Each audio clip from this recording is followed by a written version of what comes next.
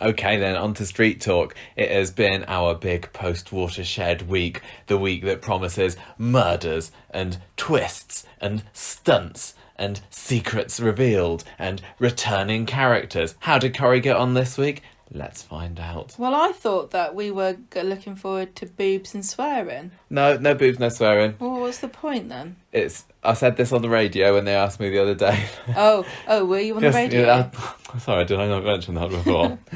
Just because Corrie's on after 9 o'clock, it doesn't mean that we're going to get anything racy. It never has, and I assume it never will. What about just a bit of a butt crack? Because that is quite, I don't know how we would have had traditional working class kind of.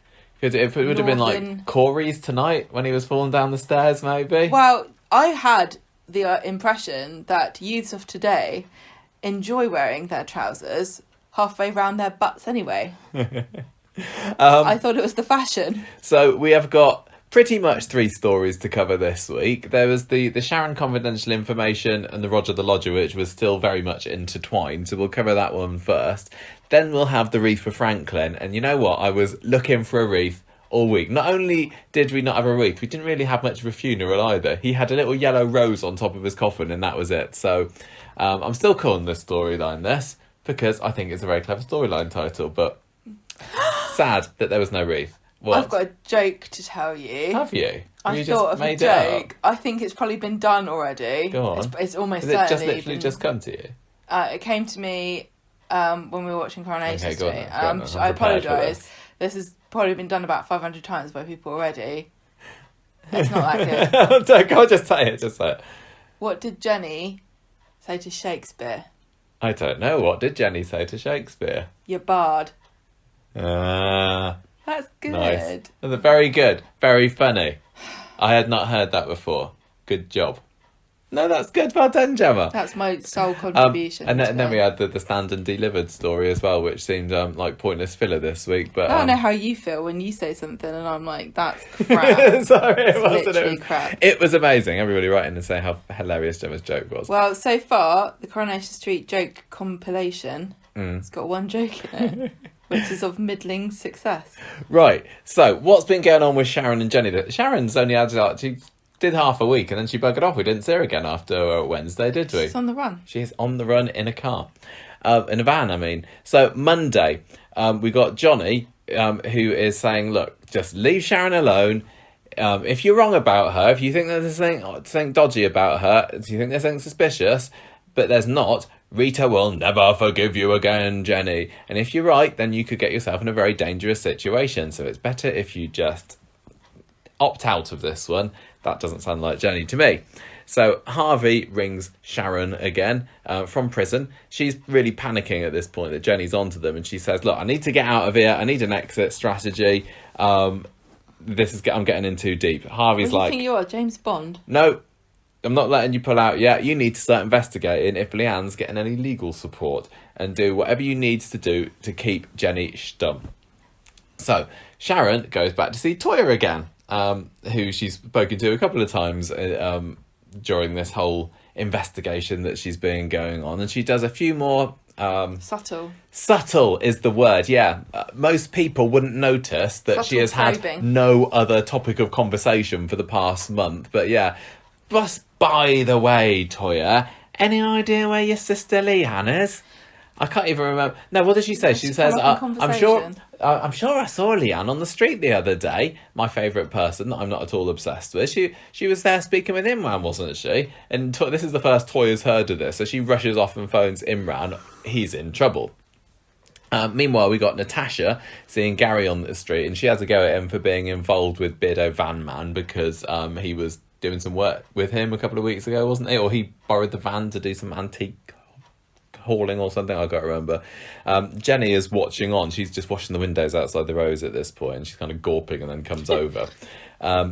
Maria had been also in the middle of having a nice chat with Gary, and she drops off because of him getting into dodgy types again.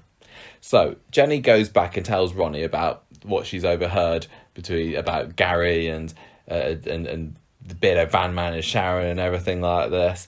And she goes and tells Ronnie and says, look, Sharon, I know it. There's something going on with her.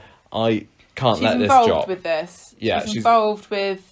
And remember, everybody, a couple of weeks ago, I caught Sharon with a tablet which had with Gail's tablet that had Sam's picture on. What's going on there? I thought you were talking about drugs. I was like, no, what tablets? Drugs come later this week. And he says, "Oh yeah, I overheard Sharon talking about Leanne to Toya earlier because he was lots of happy loitering and overhearing things as per usual in Coronation Street this week." Yeah. And Jenny's like, "Right, I'm going to go off and speak to Toya then." So Sharon, meanwhile, is talking to Rita about. So they have a bit of a heart to heart, and she says, "Oh, you and Len, you looked after me when I needed you, and I had to look after Harvey after Wayne died and everything, and I kind of got into a bad crowd and everything." And Rita says, "Oh, you've turned into a very fine woman, Sharon." Jenny, meanwhile, is talking to Toya and saying, "Look, I think that there's something off about Sharon. What do you reckon? I think that she was the one behind Sam's kidnapping." And Imran's like, "No, Sharon wasn't behind Sam's kidnapping. We know who that was. But we can't say who because, lawyer confidentiality and everything." "Oh, go on then, I'll tell you." "Well, come here. Listen.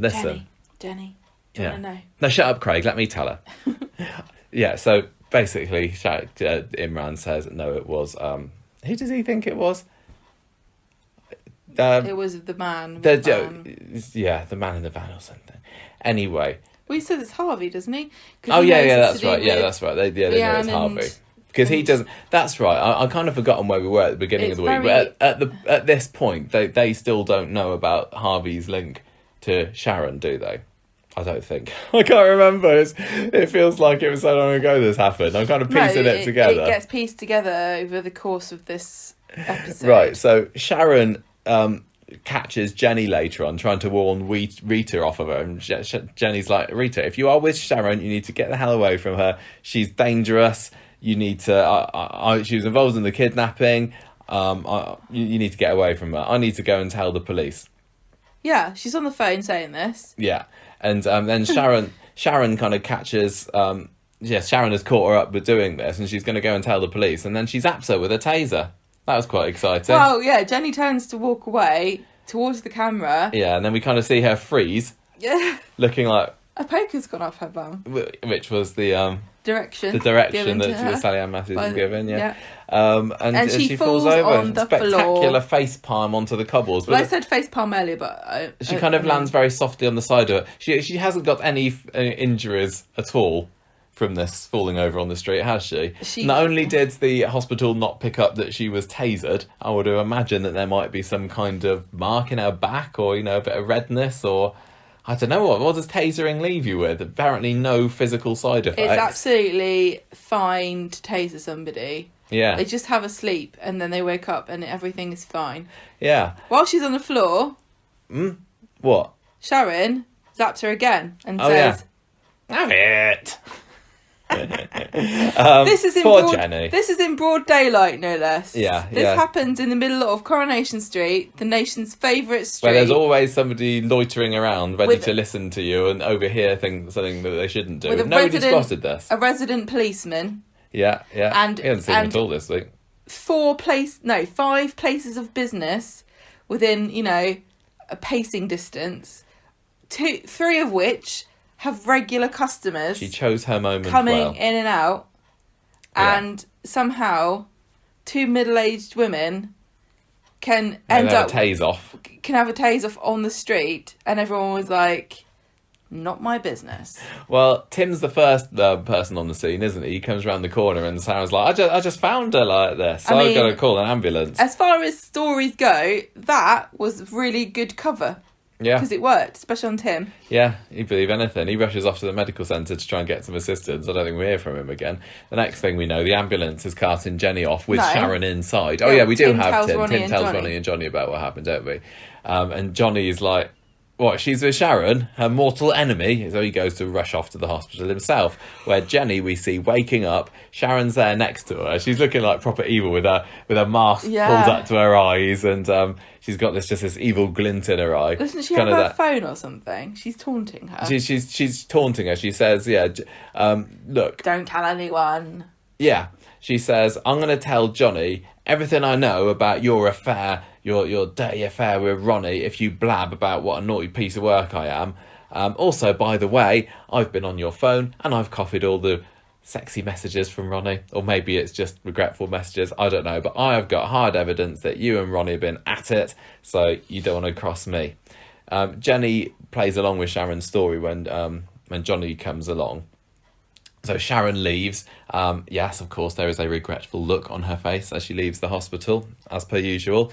And then Johnny says, well, I'm going to be a better husband from this point on, Jenny. I've not been very good. I mean, I've been in prison. I've been neglectful to you, but this is going to be the turning point. This marriage is as solid as a rock. Will be the best one of the street. Yeah. With no more secrets or lies. Yeah. We have Rita getting Jenny's message later. She's a little bit confused about this. She looks at her phone like she's never received a voicemail before, has she? She's like, what? What's that phone? What are you trying to tell me? Jenny, how can you be speaking What's to me through happened? this? Jenny's gone tiny. She's inside this box.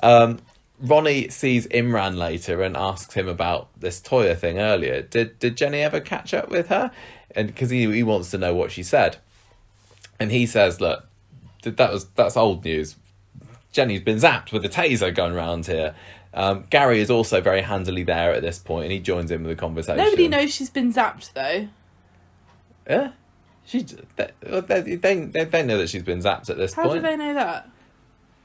Oh, no, they didn't. Oh, sorry, no, they didn't. Does anybody actually find out that Jenny got zapped? No, I don't think so. I'm be really honest, confused. I'm doing an keep awful job at describing this If I was today. Jenny, I'd keep that to myself. She does. Yeah. It's embarrassing, isn't it? Imran says, look, the police are going to arrest Sharon. We've done a lot of joining the dots, so she better look over her shoulder because they're onto her. In case anybody listening from outside the UK wondered, no. What? They're not legal. We'll talk about that later. Gary sees Maria later and says, I'm thinking of moving to Bristol. I fancy being in this story at the moment because all the Gary and Maria stuff I've kind of added into here because it's kind of related. It wasn't particularly exciting stuff. She doesn't really seem to care. Gary says, Maria, I may never see you again. Something will happen this week and you're going to remember I said this and everyone's going to worry that I'm going to die. Yeah. Don't worry. But I'm not. It'll be fine. Rita catches Sharon doing a bunk later. She's got her suitcases and everything. Rita's like, I want to talk to you about this or I'm going to call the police. So Sharon kind of reluctantly wheels her case inside the cabin. I love the power that Rita wields over Sharon, this woman who's been running amok, kidnapping small children, tasering other people, dealing with drug lords and ordering minions about, and Rita just has to go get in the cabin and get inside there, lady. Sharon's suddenly a little girl being told off by her foster mum. Rita does call her lady at one point, doesn't she? And Sharon's like, "Oh, I used to know that when you meant business when you used to call me that when I was little." Move. At the end of the episode, Johnny comes in and finds Jenny trying to discharge herself. She says, I need to go and speak to Rita. She's terrified about what's going on with Sharon and Rita at this point. And then this is when she says, I didn't trip on a curb, I was actually tasered. Because it took a very long time, I remember, on Monday's episode for us to ascertain why the doctors thought that Jenny had been brought into prison, what had happened to her. Hospital. Not prison, hospital, sorry. Same thing. Hospital is but prison yeah, for she sick said people. that she fell over on a cobble. I mean, it's happened before. I'm sure there was plenty. It'll happen again. Anyway, Johnny can't believe this. Listen, when you're the landlady of the Rovers, people expect you to have a little bit of a tipsy-ipsy daisy in the middle of the day.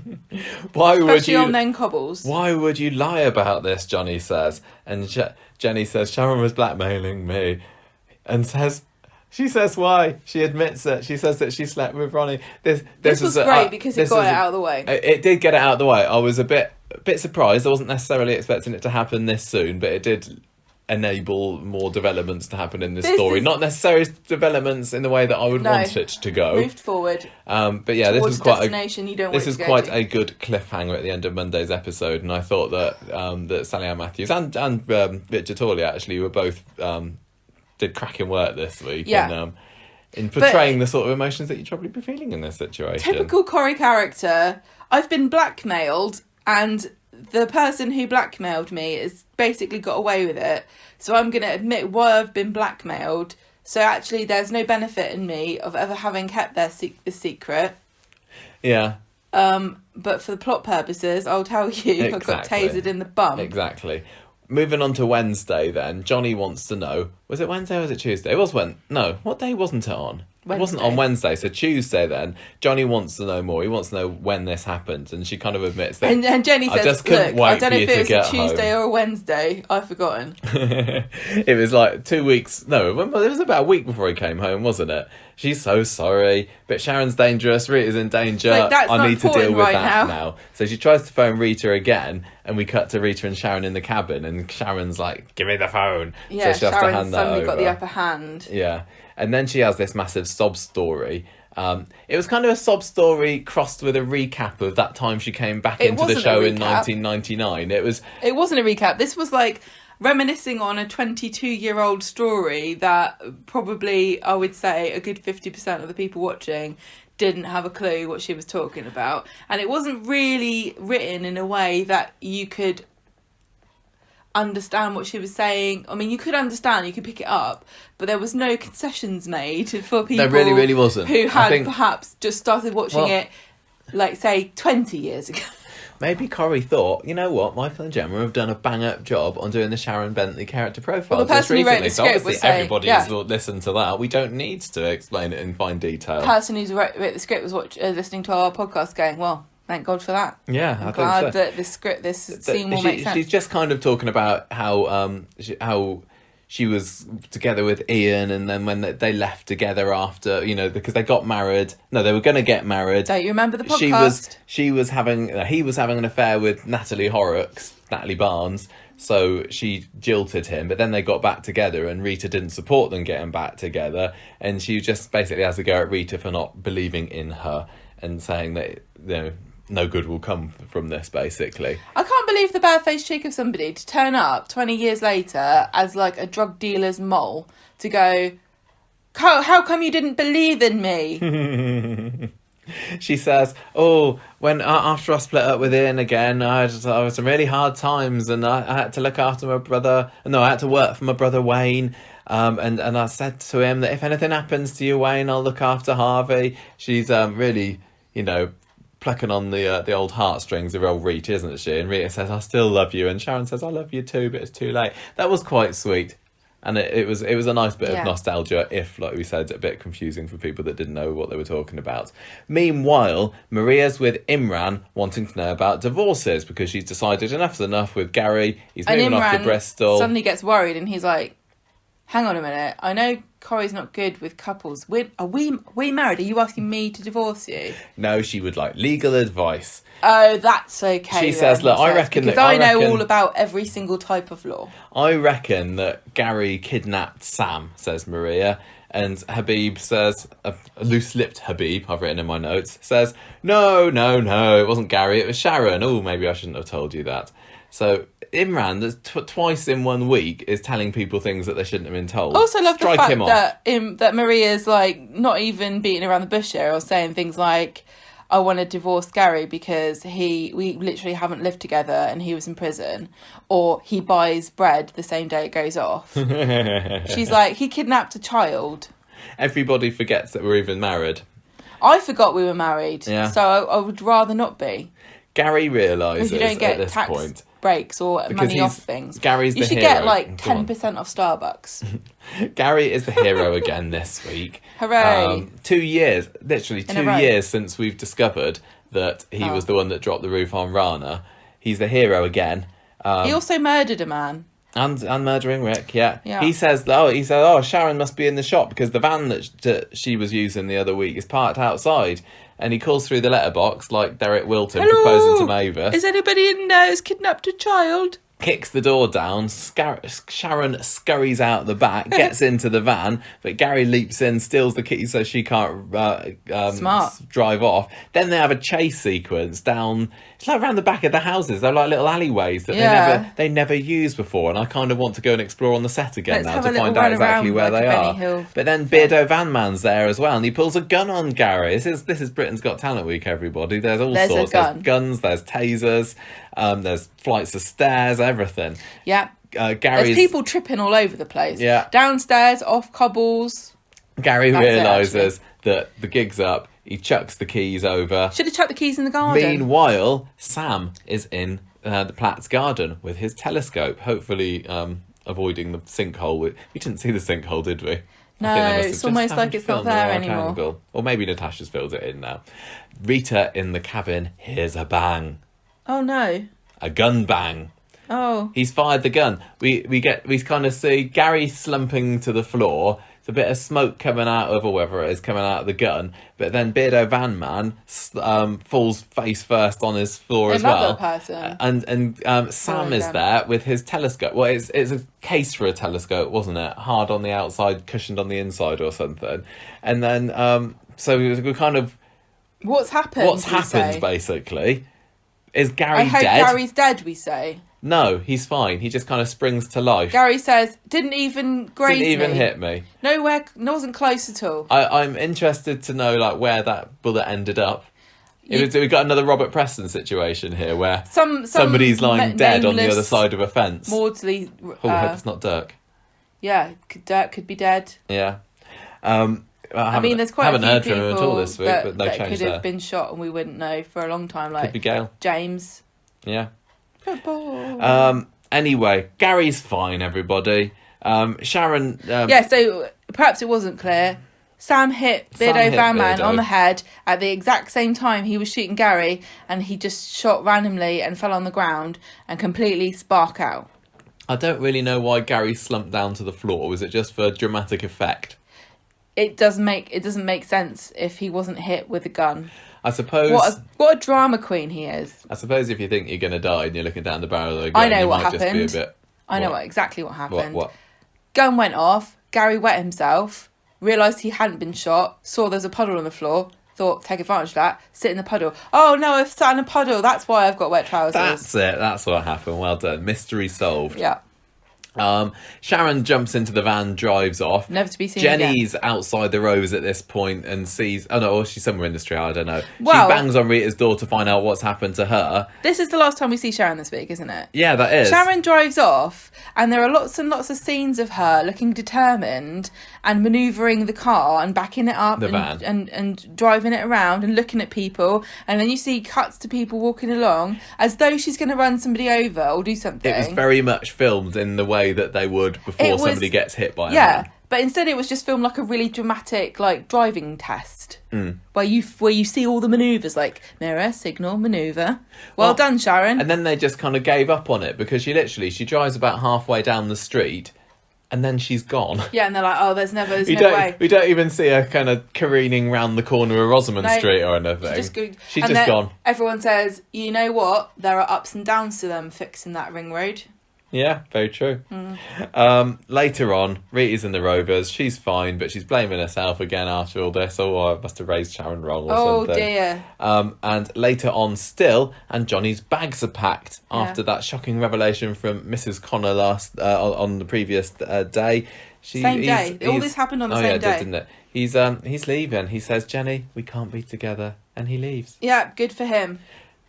Thursday, Daisy is back to her normal self. Saying, oh, isn't Johnny awful? Oh, you're better off without Johnny, Jenny, etc., etc. Jenny wants Ronnie gone when he tries to smarm his way back in there. And she's like, oh, I'm not blaming you. It's my fault. I just can't have you staying anymore. Blame him, Jenny. It is Ronnie's fault for being a sex pest, I'm saying. If she has any kind of, like, there is some insinuation here that it was a physical thing, yes, but Jenny seems to fancy Ronnie still. There's still some elements. There's still been a few little hints we've seen with Jenny the way she looks at him and the way she is kind of reluctant to draw a line underneath this. Yeah, she's telling him to go, but she doesn't her believe. I don't believe saying it. No, but her eyes are saying yes. So why didn't she just go, look, all's lost with my husband. Well, I think that she probably will. I still need somebody to take the bins out. Do you fancy a job? I think by this time next week he's going to be taking her bins right out. I'll let you know what kind of job it is. Ah, man. Thursday. Innuendo. Maria is apologising on Thursday to Gary, saying, "Oh, sorry, I suspected you of kidnapping Sam. So do you want to go to the bistro tonight? Maybe we can be friends again." Weird chat up line. Why? Sorry, I thought you kidnapped a child. Do you want to go out for a meal? I'm paraphrasing. Daisy is still trying to persuade Jenny to take a chance on Ronnie, but Jenny's like, "No, I love Johnny," who just so happens at that moment to turn up. Are you talking about reconciliation? No, he just wants to pick some things up. They end up just arguing because he wants to know whether everyone in the Rovers knew about it and whether there was a sweep about how long it would take for Jenny to drop her drawers. And then this is the moment that she brings up his little indiscretion with Liz a few years ago, and he bogs right off. He doesn't like that. He doesn't like that. Oh, he doesn't like that. Also, Daisy said, "I had 2 weeks." Oh, yeah, she did, didn't she? What a cow. Maria's still schmoozing with Gary, saying, "Oh, I kind of want you to stay in Weatherfield, don't go to Bristol."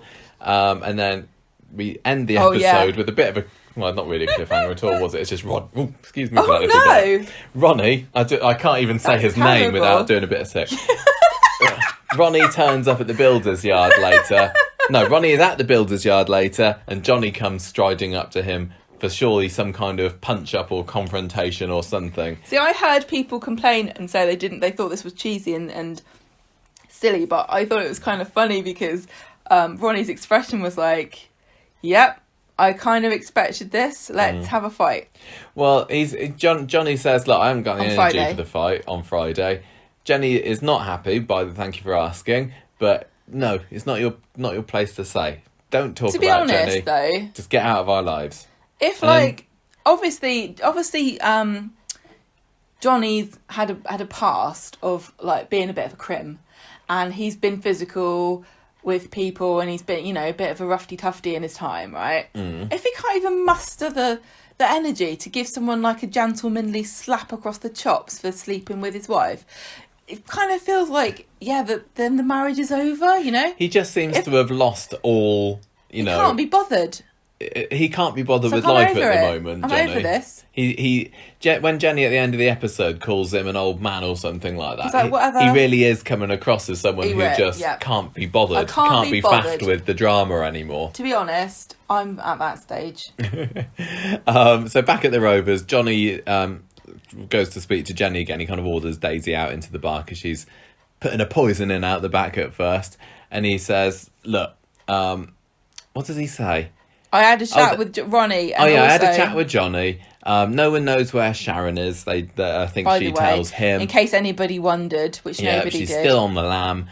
And then he says, "You know what? It's funny, isn't it? If Scott hadn't turned up last year, we'd probably still be ticking along quite nicely." And Jenny's like, yeah, ticking along. So this is feeling very, very much like the Tyrone and Fizz, isn't it? Where they're kind of implying that things hadn't been good for a long time, but we hadn't really noticed it while we were watching. So they have a bit of a winding down chat. They have a debrief. They do, don't they? Are we going to have a watershed moment like this where we're like, what's it going to be about? I don't know. Tell you what, that hedge you haven't done yet, have you? Shut up. They just can't seem to get over what's happened. And Jenny says, well, they start to be kind of calm about it, but Jenny just gets riled up and she says, "Look, I just couldn't forgive you about what happened with Liz. I was lonely. Long before you went to prison, I forgave you over Liz. I must have been mad. I was lonely waiting here all by myself. And this was even before you got locked up." She says, "I forgive you." I said that I forgave you, but it was playing in the back of her mind. It has been. She's not been able to let it drop for all these years. But I just couldn't tell you, Johnny. Yep. And should have gone to therapy. And then it kind of escalates to saying, "Thank God Ronnie came along," calls him a needy old man who wasted 5 years of her life, tells him to sling his hook and don't come back. So now, he does. That felt like Jenny's honest, true feelings in that moment. But I don't think that's what she really thinks. In that moment, I think it was. I don't think that tomorrow she's going to be feeling the same way, but I don't know how you can walk that back. No, I know. I feel that feels as far as this is where being told your marriage is over, being told you're an old man who's wasted. So, Johnny, sorry about that. But it's just a Friday cliffhanger. You know what it's like. Yeah, I had to say it. Poor old Johnny. So we also had. Where has he gone? I can't remember. He- I think it when- might have said. He's going to have to stay with Carla. Maybe. Meanwhile, not meanwhile, also in this episode, I kind of shunted this along to the end because it's not really anything to do with the story at all, but we just have more seeds of Maria and Gary getting back together, basically, don't they? And Gary's He's drinking telling her from about the weirdest awesome glass I've ever seen in my He has life. got a very oddly shaped glass. He's telling her how awesome Bristol is, but she doesn't want him to go. I went there once. I had the first time in my life I ever had bread with balsamic vinegar and olive oil, and you dipped it Fancy. in. That was where I learned. Remember, I came back because that was the first year No, at I do not university. remember that. came back and I said, housemates, I'm going to blow your mind with this combination of food. And you guys were like, I don't remember that at amazing. all. Who would have thought balsamic vinegar and olive oil with a bit of sea salt and dunk your bread in it? I don't think it was invented in Bristol. I'm going to go out on a limb here and say it was probably somewhere else before that. Probably the Italians But or something. what a groundbreaking city of innovation and cuisine Bristol Well, is. despite all this, Maria's still able to persuade Gary not to take a trip down south, and she says, well, you can come back home then if you like, sleep on the sofa, unless you really want to come into the bedroom, then you can. So hooray for them, they're back together. This isn't how I wanted things to go at all in this week with this story. Everything went a bit wrong this week with almost every storyline. Everything kind of just went a bit off the rails, but in like a really kind of low stakes sort of, can't you just put the brakes on and stop doing that kind of way. Also, Maria's like, oh, why do you want to go to Bristol for? And Gary's like, well, the mother of my child and my baby live there. And she's like, nah, wow, you got babies here. Whatever. You She did say she was at one You've point got she babies was... at home, Gary. Why do you have to go to Bristol? She did say at one point that she was worried about him getting back together with Nicola again as well. She kind of thought it was a matter of, just a matter of time before... I mean, obviously, that Nicola's just happened again. there in Bristol going, oh, God, the dating scene in Bristol is rubbish. Every time I want to see somebody, all they talk about is balsamic vinegar. Yeah, I'm so over Maria and Gary. I mean, there was nothing Maria really and to... Gary and Sarah and Adam. Sarah are the We spent- dullest pairing, and they got married at a very similar time to one another. We spent a lot of last year of the podcast just intermittently forgetting that they were actually married, didn't we? The pair Yeah. of them, and it seemed to be just put together for plot purposes. And now, but then when they split up, because both have split up since. Yeah, both. And of now them. they're back together again. It's like, great. I really can't bring myself to give two hoots about this. Don't care whatsoever. Don't even know. I mean, Go to Bristol, Gary. Take Maria with you. where do Sarah and Adam live? They live in Red Bank apartments at the They moment. don't have a set. No. They don't have a set. No. At least Maria and Gary got a set. Yeah. This is like my borderline, like absolute bottom of the line. For me to take you seriously as a couple on Coronation Street, you have to have your own set. Otherwise, sorry, I am Brian not and Kathy. interested. Not interested. You're not a real couple. See, Gary this week, It's like, when you get married and you're like, oh, who should we invite? Who can we get rid of so we can save some money? And people go, oh, don't invite them as a couple because they're only going out with each other. Only invite the marrieds. If I was doing my Coronation Street wedding, I'd be like, only if you've got your own set. So, Gary, I think some people thought that this week could be the end of Gary, or the unveiling of Gary, or something exciting happening with Gary. No. There wasn't. He just almost got shot. Just this week, a revelation of some kind where something happens or someone dies would have been good. It felt like The whole week just felt like nothing happened, but lots of things did, but in the most boring way There possible. were lots of cliffhangers where it's like, oh, what's going to happen next? That could be exciting. And then it wasn't. The highlight of the week was Jenny Connor planting her face in the cobbles while being electrocuted by Sharon shouting Avit. Honestly, that's a pretty good... Any normal week, that'd be a pretty good highlight. In like a really important week where they're putting Coronation Street on at 9:00, at least we could have seen like a flash of pants or something. She went down. Let's justify this time period. I just felt that there were lots of things this week Are you that allowed looked to like... say the F word after 9? Oh yeah, of course. Jenny could have said that as she went down. Corey are never going to do Or if I was Gary and I was in a Guinness with Beardo Van Man shooting me and then he gets hit on the head by a small child, as I went down I probably would have gone, F me. or Not something. in front of a child, Gemma. Not in front of an Yeah, but innocent then 10-year-old. it would have given him some kind of. It would have given him an opportunity for some kind of funny little Sam quip. I don't know. Like, Mummy says that when she's plucking her nose hair or something like. So I thought that this week had lots of things that could have been exciting but weren't. So the having somebody pull a gun on another character Really on didn't Britain's feel, Got Talent yeah. week should make you think, oh, actually, somebody could get shot and die here. But they didn't. No, because... Having Abby going after Corey with a broken bottle, it's like, oh, she could attack him and he could be in mortal danger. But he wasn't. No. Sharon driving down the street at full pelt. Oh, she Looking could run at... somebody over here. But she didn't. But she doesn't. Yeah. And it just felt a lot of this week was little moments like that. And no butt crack. Yeah. I mean, the tasering as well. That was good. That bit when there was a that confrontation before the tasering happened, I was quite excited about what is Sharon going to do? Is she gonna knock Jenny out? Is she gonna?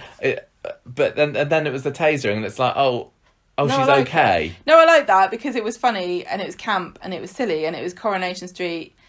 But at the same time, you can have that in any week. This is the week that you should get, Sharon should at least shoot her in the foot or something. I felt, it was probably a soap first to have a tasering. First socially distanced taser. I don't know whether, and it was funny. I think funny. That gave us our biggest laugh of the week, doesn't it? It was brilliant. But I don't know whether it was supposed to. And Jenny and Sharon are both great. Oh yeah, they're great. And it must have had to have been funny because she said have it. Have it. Like she was like, the little lip snarl that she does, and that was quite a Jenny Connor lip snarl. Something's awakened in Sharon that day. Yeah. Some kind of... Maybe she was practicing the taser on herself earlier just to make sure she knows how it works, and she just shocked herself into... No, that something happened there in her mind that's going to change her forever now. I just don't think that... She's got a kink and she didn't even know she had. in a week where, you're expecting high drama and maybe there's going to be a death, maybe there's going to be, such and such, to have a confrontation like that turn into something quite so comedic. I think that they missed the mark. I don't think they should have been. It was funny, but I don't think that was an appropriate time to have a funny thing happen. I'm sorry for sounding like a bit of a spoilsport about it. I enjoyed it, but reflecting back on it, it's like, I'd have preferred to something a little bit darker, a little bit, a bit more serious. Like she'd shot her in the eye. She'd lost an eye. Something like that. This was very much shoot Lorraine Kelly in the arse with an arrow. Kind of it was, wasn't it? Scene. It was. Is this the tradition? Like every year, there's got to be some kind of comedy injury for a beloved shooting. Yeah. UK icon. Maybe. Who's next? The Queen. Watch out, Liz. So people were wondering how Sharon could have got herself a taser because they are definitely not legal in the UK. They're officially classed as firearms, so therefore not legal. And apparently the one that she had was yellow, which means it's a police issue one or something. So Craig I'm just kind of... probably left it somewhere. He probably did, didn't he? No, I think we can assume that from her criminal associates, one of them managed to get a hold of one and give it to her. I was... I wonder... I was thinking, would it have been better if we'd have seen the taser beforehand? Had a little look at it. Was funny because it came out of nowhere. Suddenly Jenny's just whoop. It's funny. I was going to say something about guns. We have had gun storylines before in the past, and I have read something interesting which I didn't double check. I just believe everything I read on the internet because why wouldn't you? On Reddit they were talking and they said apparently guns are so rare and so expensive for criminals to buy in this country that there are some guns that have been used in multiple crimes over and over and over again, the same gun by different people. Play a game of pass the pistol. Well, so that's why she had a taser and she gave Beardy she gave him the proper gun. Yeah. I mean, really, honestly, can we just point something out here? What? The inherent sexism of this situation. Why didn't she keep the gun for herself? She's better at aiming than Beardo. She got Jenny right in the back. Yeah. Where did Beardo get Gary? Nowhere. And he wasn't exactly, I know Gary's got tools 20 paces away. He was right next to him. I don't know how he missed, to be honest. He got donked on the head. Yeah. So by the, what did I call it? The bazooka of science. people were asking about. I saw people saying, "Well, how did Sharon get onto Jenny's phone to find all these messages with Ronnie?" Well, why did Jenny have these messages on her phone? Because surely, Listen, if Sharon can pick it up and have a look through, why not Johnny? Also, I'm sure that Jenny's maintained throughout this that it was a one-off thing, and she kind of regretted it, and she didn't really want it to carry on. Why is she texting him like, "Hey, can I come down for some extra sausage this morning"?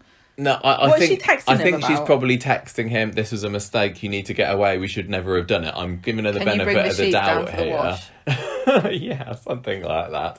And I think that's what she's found. But she should not have left any evidence on her phone. Well, that's a rookie mistake, Jenny. Well, this the first time she's done it. Oh, yeah, she's not going to make that mistake again then, is she? But, I mean, maybe she did think that because how did Sharon get onto her phone? Why wasn't it passcoded? Probably was, and the code is Rita. Or did she do the same as Asha did with Corey and just hold the phone up against Jenny's face? Because Jenny has got an iPhone, so it's got some nice facial recognition. As I showed you... Yeah, I know. You actually cannot open an iPhone with somebody's facial recognition if their eyes are closed. Of course you can't, because people would just be going around murdering each other for their iPhones. So what I'm kind of picturing now then is that Jenny's flat out on the cobbles. Yeah. Sharon's kind of hovering over her with one hand kind of opening her eyes, stretching her eyes open, and then with the other hand, and still nobody notices any of this. But anyway, it's very convenient. Although at the end of the day, she only holds it over Jenny for about half an episode because the truth comes out. Well, the thing is, she could have used her thumb or her finger. I don't know why they didn't show Asha. I guess they had to because of COVID. Have her stay away from Corey. But anyone who's got a phone really should know that you can't open it with your eyes closed. Fingerprint recognition for opening phones is so passé, Gemma. That's so 5 years ago. Although you haven't yet. Has your phone got that? Nope. Gemma's still got an iPhone. I don't agree with using biometric data for passwords because you can't your phone can. Your phone can do it. You just choose. My not phone to, can, yeah, but I choose not to because it is not secure information. Do you think that Jenny was right to confess when she did? Because she possibly could have held out for a little bit longer. She absolutely could have just not told him. Who would have told him?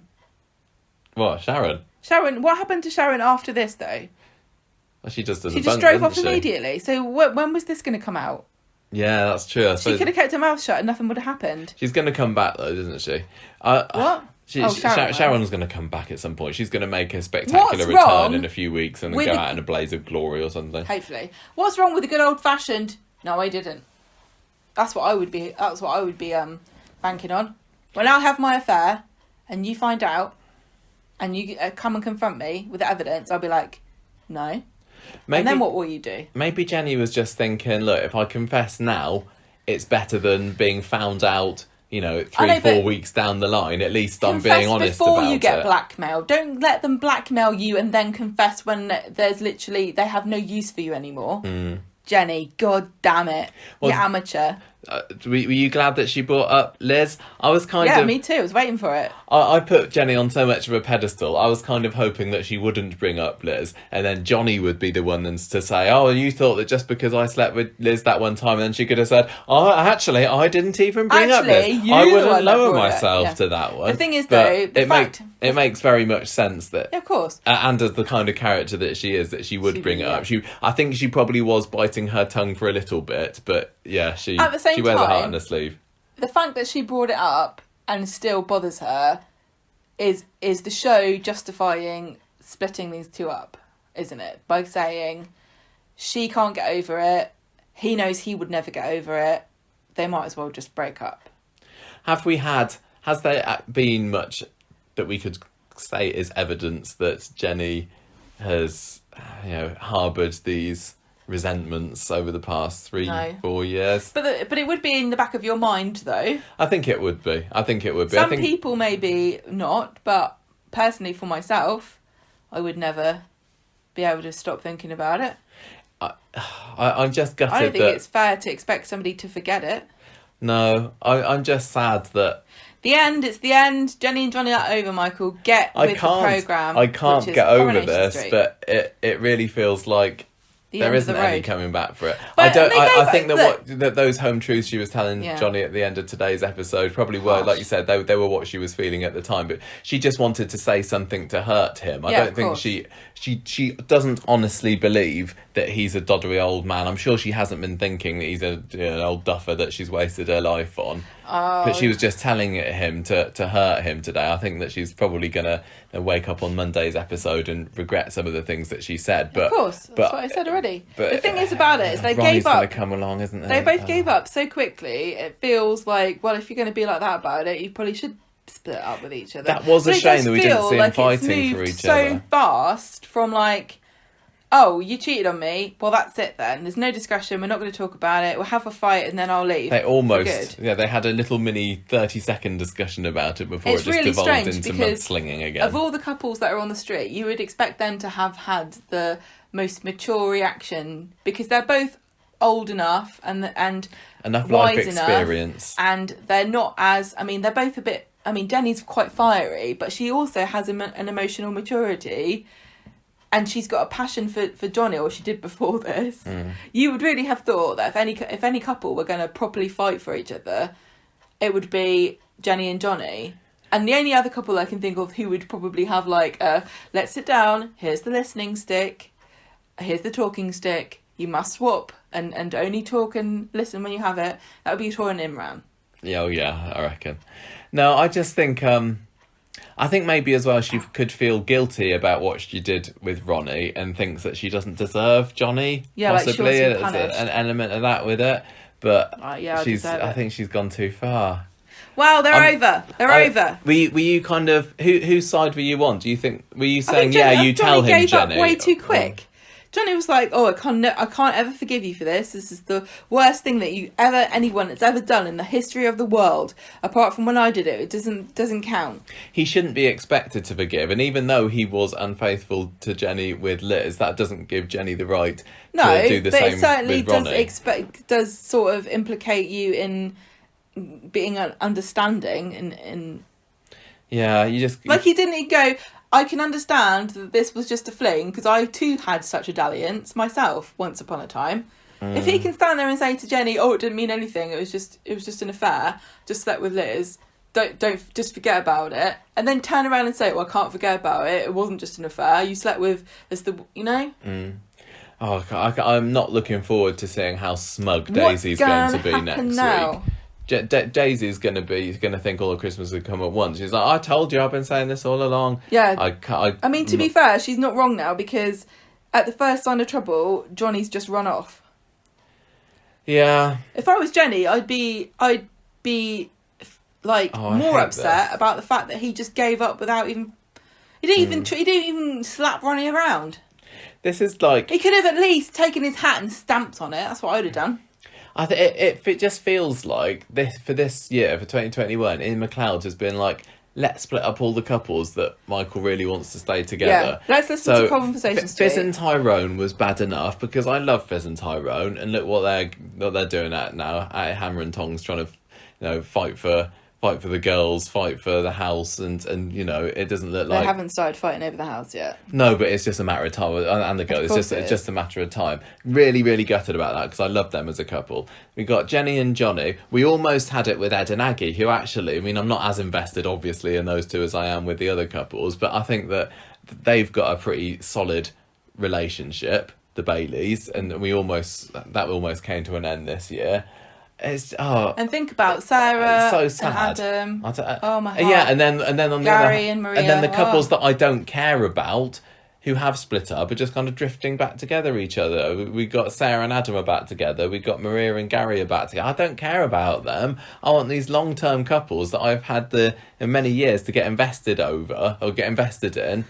And I'm just really, really, really, I'm really, really gutted. Should have bought GameStop. I think the pessimist in me is saying, this is definitely it for Johnny and Jenny, but I am so willing, and I don't know whether I should be. Like, out loud I'm saying they're definitely over, but there's a little voice in the back of my head that says, oh yeah, but they might get back together, mightn't they? They're just doing this for the drama. And then when that doesn't happen, I'll just be even more gutted. I can't see either of them having a long-term relationship with anyone else, but I mean, I was always a Jenny and Johnny skeptic, wasn't I? I You were. always said, At the I'm not beginning, you really were. sure. I'd rather, actually, it seems to me as though Johnny and Liz are better suited. Yeah. So, But have I got what I wanted all you along? did at the beginning. But they grew to be a really lovely cut. They always felt pretty solid to me. I know this over past the year or more, it's really felt like. Well, Johnny's hardly been here, has Johnny's he? He was been in France. prison. In prison in France. We've not Yeah. seen him for the past 12 months. So they haven't really done enough in the recent times to go look at this couple. But they don't do that with any couple. I know they So don't. it's almost always down to the viewers to make up this whirlwind romance and aren't these perfect for each other. Do your fanfics. Yeah, exactly. And the other couple that they split up after people were saying look how lovely they are was Seb and Nina. Look, he's stomped to death. How'd you like that? Oh God. You like couples, do you? You like people being happy and in love, do you? Well, look at this. I mean, look at Seb. He's being kicked to death. There's just been This so is what you many wanted. iconic Coronation Street pairings, couples over the years, and it just seems at the moment Corrie's doing its absolute best to say, "No, we don't need Corey's them." like, what? Married couple, double acts. There's an award for that. That's a cliche. We don't want that. We want people breaking up with each other. We want marriages that last literally 5 minutes. And I can just see Jenny and Ronnie magnetising back together again, and me shaking my head and crying. Jenny.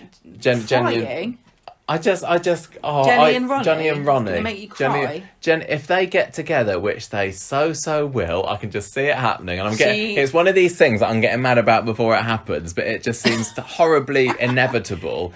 She's got some nice rum on that She is shelf. not suited for him. Oh, really? Oh, he's so cheesy. He's so and suave.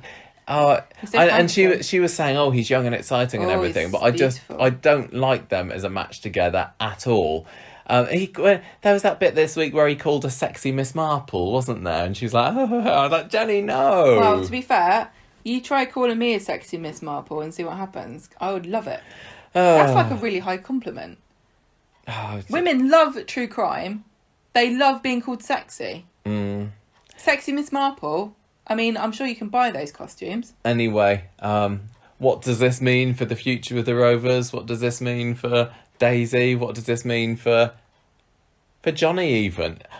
Because in my head, Jenny and Ronnie are going to get together properly, as much as I hate the idea, but I've got literally no idea what this means for Johnny. He's had such a minor role in the street for a little while now. It's like he came out for he nothing. could just disappear off and nobody would really notice. It feels like Richard Hawley could, leave the show, but if he was going to, then they would maybe have him leave this week.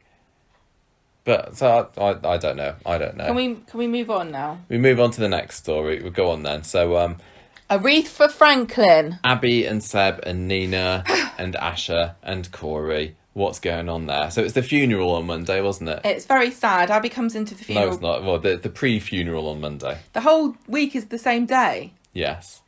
So maybe is this why last week on Friday's episode Elaine said it was Wednesday, and we're to believe that all of this week was actually last Friday, and now it's going to be Monday again. But actually this past Monday, when it's next Monday. Coronation Street is going to be permanently a week behind, everybody. Set your clocks. Right, go on, sorry. Abby goes to the funeral parlour and she's there with the coffin with Seb in it, and she caresses it and cries. We get a couple of scenes. It's very touching. We had a couple of scenes this week where she's just kind of sitting there crying and saying, oh, you're a great son and stuff.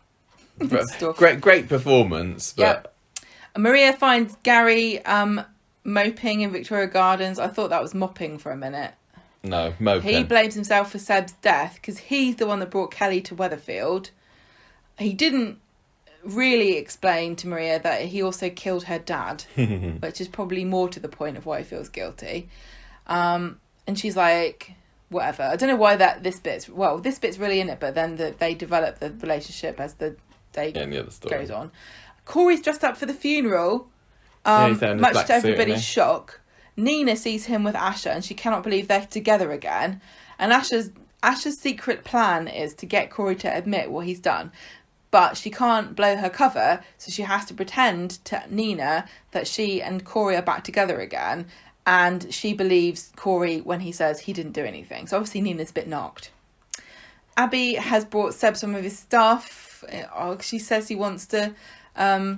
She didn't know if he wants to take it with him, which is so sad. Very, very Egyptian of you. I know, yeah. She's brought in some photos, a Glasto t-shirt, and the next book in that fantasy series you're mad about. So I don't know whether she's managed to get an advance copy of The Winds of Winter here.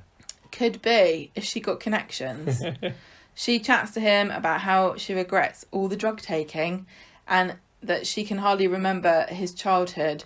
And there's a really good line here where she says, I took drugs to blot out an unhappy childhood, but I ended up blotting out yours. Oh.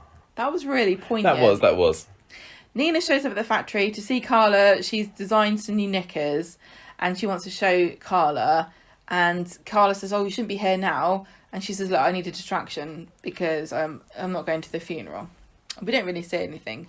I assume that there was a cut scene where Carla's like, Nina, these are actually really bad. We've already invented crotchless panties. You're adding nothing to this. Kevin tries to prise Abby away from the coffin so they can go to the funeral. She's in bits. She's just crying. Nina comes back to the cafe and has another go at Asha.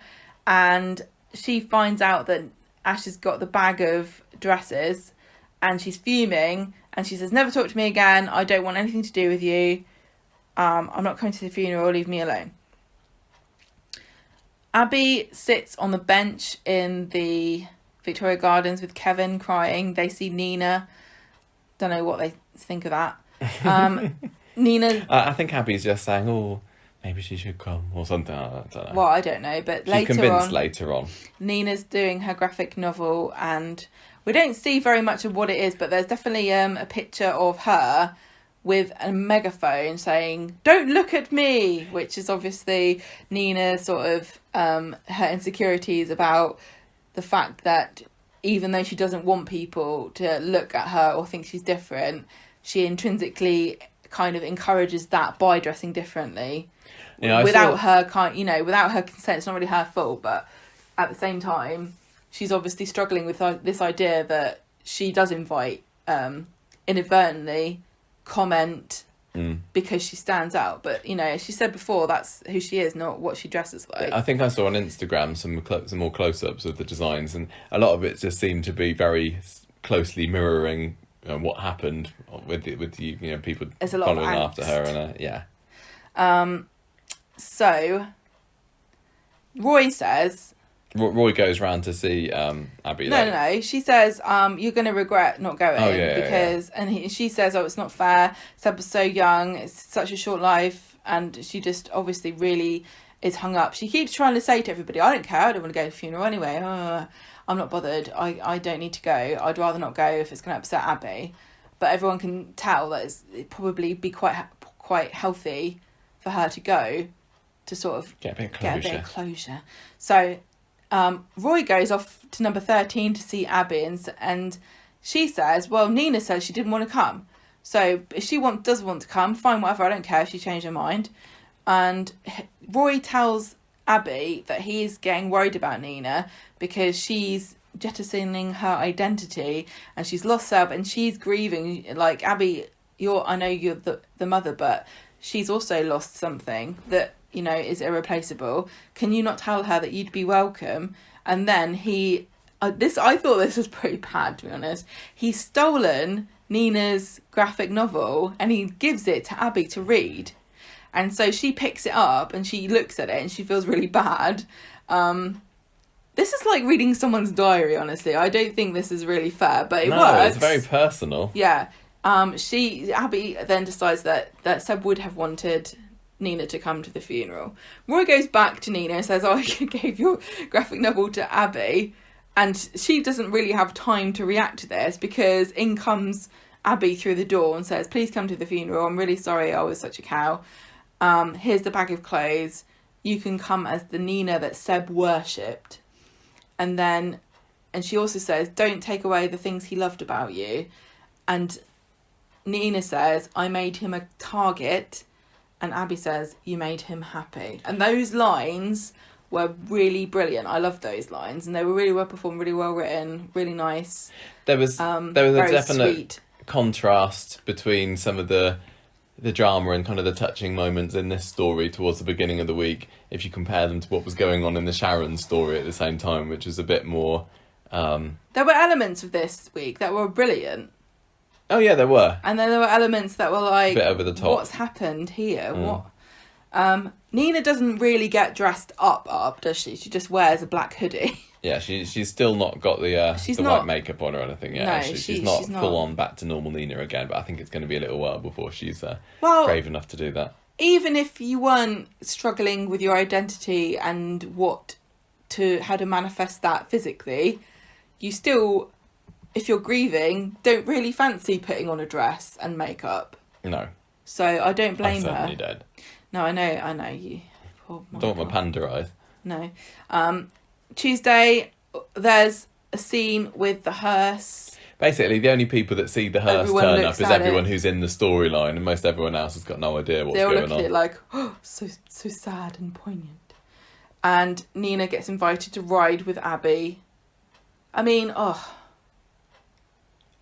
it's really it's really sad to think of Abby considering Nina and wondering what would have been, is this girl... Was she to be my daughter-in-law? You don't know. No, it would never happen now. So that's really sad to think that. I don't know what. But they can support one another now because they've both lost someone really important. Yeah. It's really, really sad. Corey comes along, goes, oi, oi, can I be in this? And Roy says, no, you can't pay your respects. They're paid already. Go away. And Abby gets in the car, everyone's sad. Then they come back from the funeral. Apparently it was brilliant. There was there was a choir. Performing live. They had finger sandwiches. There was the Archbishop of Canterbury came. BBC were there. Cradle of Filth with a wedding band. Wedding band or funeral band? Funeral band, sorry. Nina and Abby just got married, because why not? Anyway, so they've had a lovely day. Nina sees Corey loitering around and he's like, oh, I'm so sad. I'm so sorry that he died. I haven't slept. It's been really upsetting me. I should have done more. Nina's like, whatever, you killed him. Asha's like, you better leave because you're just making things worse. He skulks away. Thing is about Corey is he's so egotistical that he just gets offended when he gets told to leave the funeral of the man that he's killed. Like, why is everyone mean to me? Oh God, can't they see how awesome I am? It's got such a persecution complex. Yeah. Of course you shouldn't go to the funeral of the man you killed. You are not welcome. Go home. Well, he's just gone there to put up appearances. Well, he's gone there to stir the pot, but he also likes attention. I think he's just gone there to make it look like he's sad because he's trying to and there isn't any suspicion on him from the police at least, but he's trying to make it look like I am really sad about it. Look, I'm so sad I've come along to the funeral. I think partly if I'd killed him, I wouldn't have gone to the funeral, would I? I think partly that and partly like, look at me. Anyway, he gets attention, but he skulks off. Then we have round the back of the Rovers, Abby and Johnny, and he tells her that he's sorry for her loss. And when he says that to her, it really echoed like how empty those words are. But again, what do you say? Yeah, and I mean she's like, well, everyone says that. Everyone said that. You've had the same thing happen. Your son has died as well. Have you got anything more to say?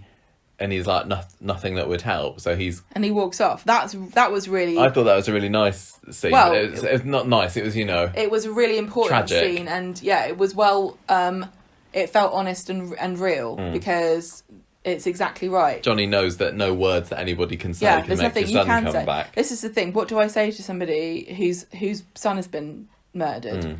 I don't know. I really don't know. Yeah. I mean, I hear from people who have lost others that the best thing is to share a story about something they did or said that made you happy or that you remember them by, which is always nice, but sometimes that's not exactly the moment. No. So, anyway, Asha goes and has a cry. And I really liked Nishigori's performance of Asha struggling to hold her tears in and try to maintain some kind of composure, because I've never seen anyone do this, but I know that I sometimes have done this myself when I've tried to hold back tears. She kind of like pursed her lips and like puffed her cheeks out, like she was full of grief in her mouth, but she wouldn't let it out. And like she just trying to like release it slowly, like steam out of a steam train, to try and stop it from overwhelming her. I thought it was really well, kind of, I don't know, it felt, again, it's not this way that you traditionally see actresses perform grief, because it's usually it's either like beautiful tears, or like, I'm going to go the opposite, and I'm so beautiful I don't care if I look ugly when I cry, because I might get an award if I get enough snot down my face. You know what I mean? Like the proper like, ugh!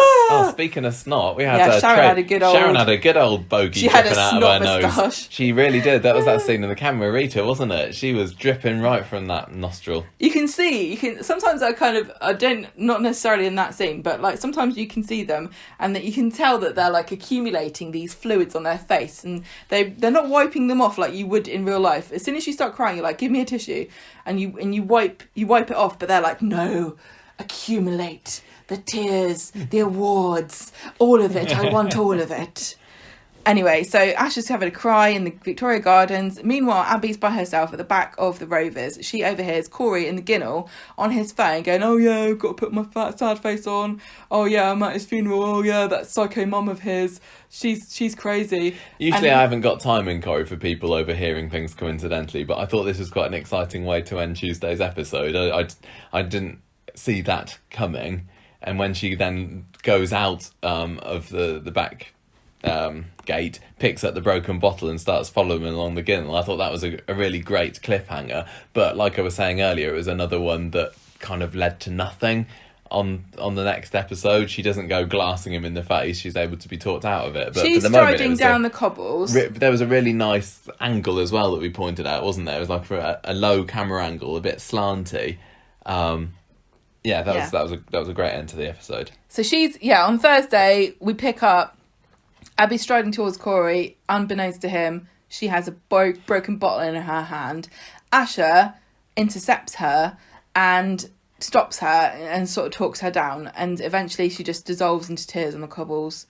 And the next time we see her, she's in Villain's Alley meeting up with a shady guy who hands her something, and you're supposed to think, oh, she's going back to the drugs. I didn't think that. I wondered whether it was another gun or something like that. I was like, I don't know what's happening, but I don't think she's getting drugs for herself. Maybe a taser. They're all the rage, I hear. Well, it's a spare one going now. So she's got this mysterious package, and meanwhile, Asha is caught up with Corey and says, oh, do you want to hang out together? I don't want to go home. I don't want to be alone tonight. Seductive face. So that works. They go back to the flat together, and she's trying to get him to drink as much as possible. And this was quite a nice mystery. At this point, we didn't know for sure what was going on. We had to piece it together ourselves, didn't we? Yeah. Is she going to try and get him drunk? I thought she was going to get him drunk and try and get him to confess and record it on her phone. Yeah, that's what I was expecting. But she gets this pizza. She goes, the door goes, and she goes, oh, it's the pizza that I ordered. Let me go and get the door. And she picks up this ratty looking box and pockets something kind of suspiciously. Then we get to cut to Nina, she wants to go for a walk, and Roy's like, the last time that happened, it ended badly, are you sure? And she says, yes, I'm absolutely sure. There's police everywhere, because this is after the shooting. I'll be fine.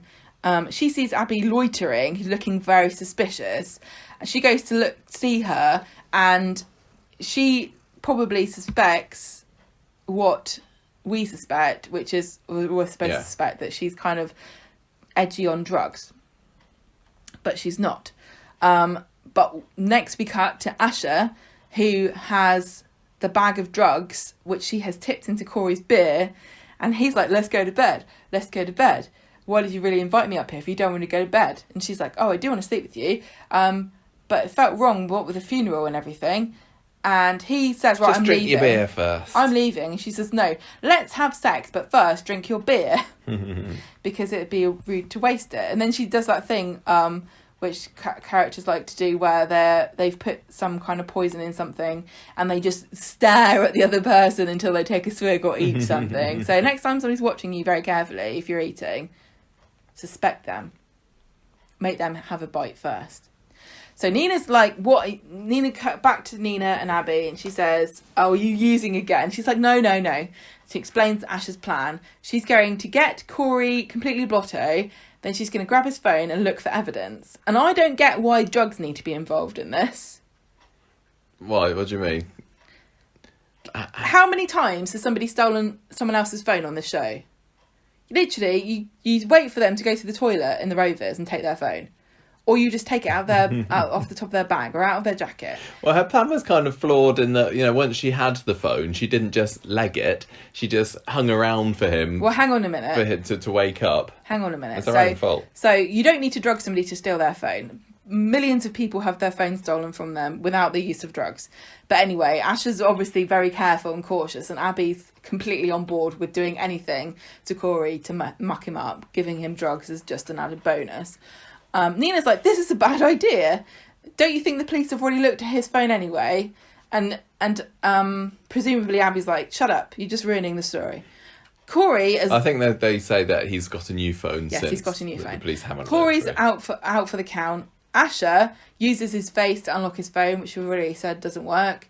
Abby and Nina are like walking around, waiting. Asha, where would you stand if you had just stolen somebody's phone and drugged them and you wanted evidence to see if they'd murdered somebody? Somewhere else or next to them? Those are your two choices. Literally, anywhere else in the world or next to them. So she chooses next to them, stands over him, and the phones are all buzzing. First of all, the stereo's on full blast. What's wrong with a nice lullaby or something? Or something dull on television to knock him out. No, full blast music. He comes around, looks up, and she's standing there with his phone in her hand, making no attempt to hide it, looking guilty as sin. And of course he's like, what are you doing? And so next we see Friday's episode. Asha says, oh, you were just drunk. Abby and Nina are worried, so they come up the stairs, and Asha says, I think I gave him too much. I don't think you gave him enough, Asha, if it didn't knock him out for long enough. No, and how long do you need to look at his phone? Anyway. He must have been, unconscious for literally, 30 seconds or so? Asha says to Nina, I haven't found any incriminating text. Corey says, I didn't do anything wrong, runs out the flat, falls down the stairs. Yeah. And then they start to worry, what have we done? What should we do?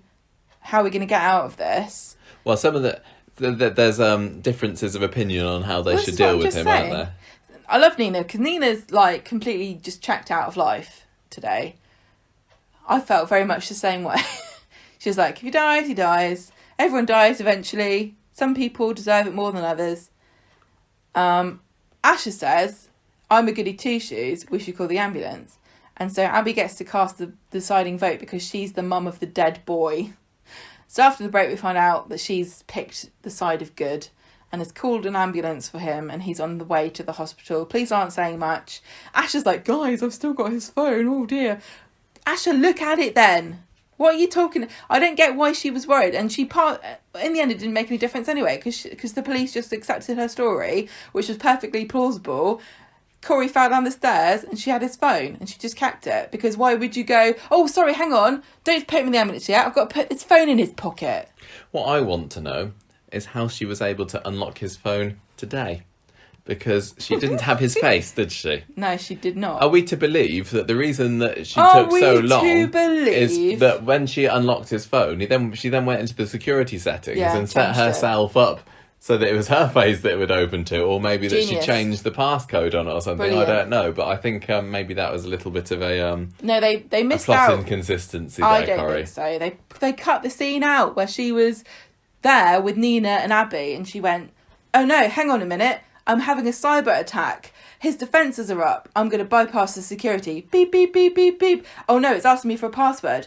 Oh, when was Whaley County founded? Beep, beep, beep. I thought so. 1888. I'm past the first firewall. Hang on a minute. Do you remember what his first dog's name was? Because I do. It was Sam. Beep, beep, beep, beep. I'm in. Yeah, we didn't need that, Hacking. you're right. That's how you do it. So anyway, he's been taken to the hospital. Asha's worried. She looks at his phone and sees a tracker, some kind of trollop tracker that he's installed on himself. And it looks like he was at the scene of the crime after... It's just his GPS stuff, isn't it? Yeah. After he was released from the police station in the middle of the night. And then he went to the well. And this looks very suspicious. So they take it to the police. And they basically explain that this looks as though he has been putting evidence in the canal, which is littering. And that's illegal. So therefore he's in trouble. So the police go to the hospital, where Corey is there on the bed with his dad next to him, who looks so smug and pleased with himself, with absolutely he's got no right to be. He's very defensive about his son, isn't he? He's not having any I of like it. this bit where the policeman says, so I saw that you were near the biscuit factory. And then Corey's like, I went on a tour of the biscuit factory when I was at school. And then the dad goes, biscuits, eh? Cookies. Some people call them dunkers. Yeah, thank And you that for was that his contribution. sole. Like, thank you very much, Mr. Corey. But we're not asking for synonyms at the moment. We're asking why you were there, skulking around, when you said that you didn't go anywhere near it. So they've got CCTV evidence that shows him walking around with the clothes, changing his clothes, throwing bags, coming back without a bag. There's really no excuse for any of this that he can think of. The sequence of events then, we are led to believe now, is that he kicked Seb to death, went and put his old clothes in this biscuit factory. Cookie factory, they call it in America. Dunker factory. And then left them there. He was then arrested by the police. After he was let out by the police, he went back to the factory, got the clothes in a bag, shoved them in the River Irwell, and then, right, that's it. All my evidence is gone. But the police said, well, we got our divers looking for it now. He's kind of has to admit, really. And then Corey breaks, because I don't know whether they really have divers looking for this or if they're just bluffing. But it works on Corey, and he's like, oh yeah, I got rid of it. It wasn't evidence though. I was at the attack, but I was trying to stop it from happening. I've rewatched that scene again since, just this past week. I can't remember why. And I know Kelly was saying that she was trying to stop it happening. But you do see a good, 10 seconds or so of Seb being kicked. And Kelly is not trying to stop him. I want to know how long it takes. But you didn't hear anybody saying stop doing that or please stop. Or I think we're still supposed to believe Kelly's side of the story. I don't believe Kelly either. Anyway, the last scene is Abby crying over Seb's order of service. Yeah. So this was okay this week. It felt like it picked up the pace in the second half. I was disappointed on, I think, Monday and Tuesday's episode that it didn't feel like very much time was being given to this, or the fact that we didn't have a funeral. And I guess it was, more COVID related reasons, but it felt really weird for them to have been building up to this funeral only for them to not show it at all. Did you? But the thing think that? The thing is, they had enough surrounding it that I think it would have been a bit superfluous at the end of the day. I mean, they could have had Corey turning up at the funeral, couldn't they, rather than just loitering around on the street, I suppose. It's obviously a COVID thing, but I am getting bored of saying that now. I feel as though the time has come where you either have worked your way around it or the restrictions have lifted enough for you to be able to... Yeah, I don't know when they're going to go back to normal. No, but what I'm saying is, as an excuse, it's beginning to wear thin on me to say, oh, because of COVID, we couldn't do this. Because of COVID, we couldn't do that. They've done lots of other things perfectly well.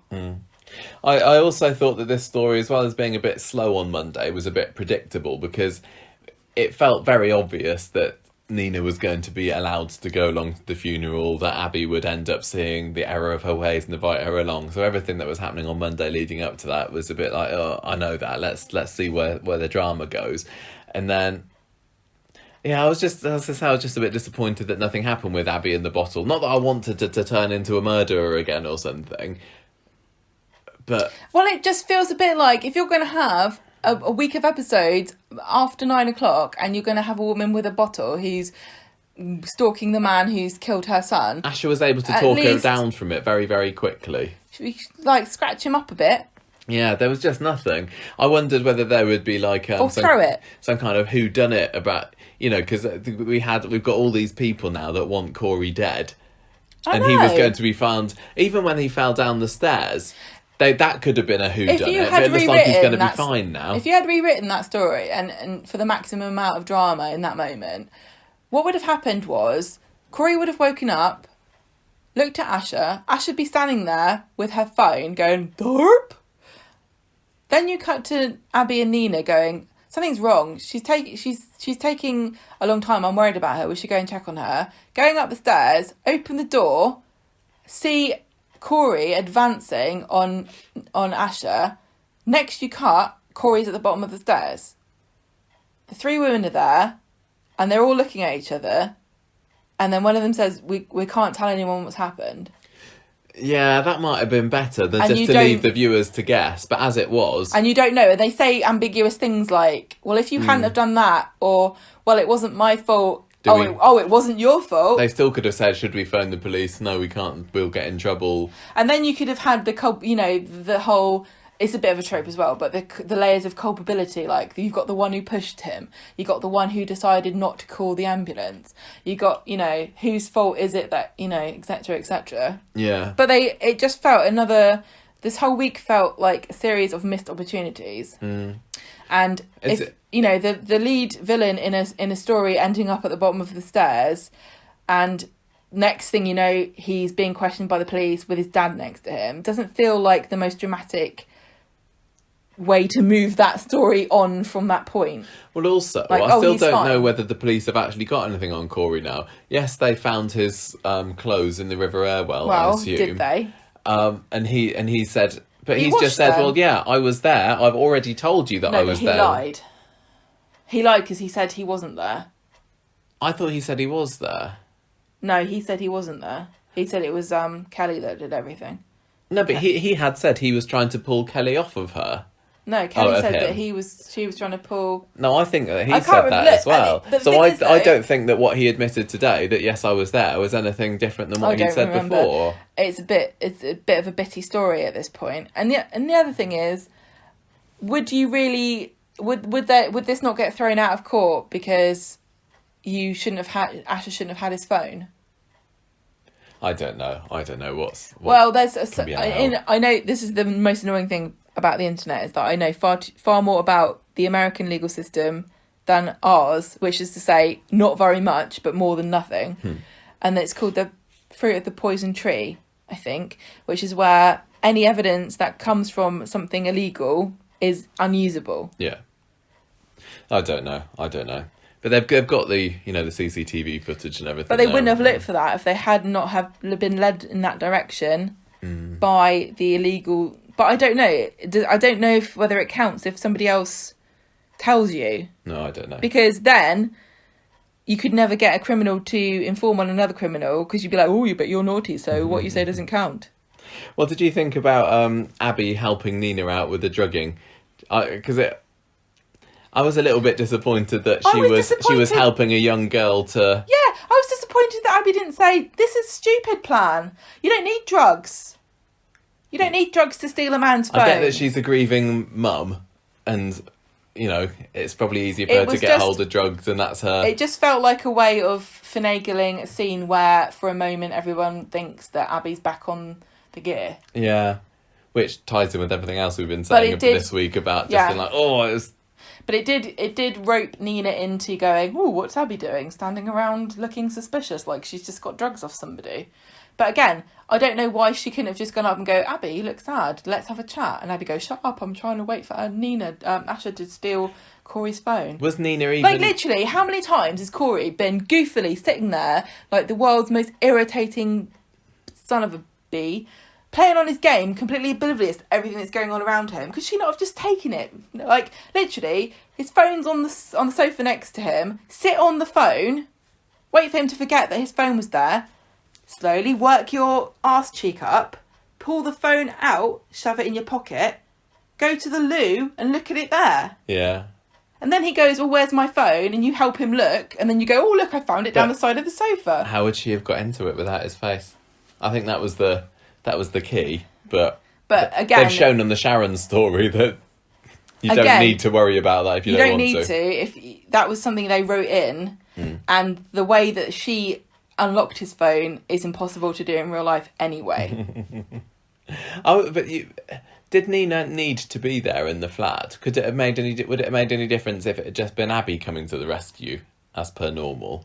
How have they got away with him falling? Like, has he not said that they? Because nobody pushed him. He fell himself. Yeah. So what's the point then? It would have made sense if they'd all been in there and been accused of something. I can't remember whether he said, they pushed word against theirs.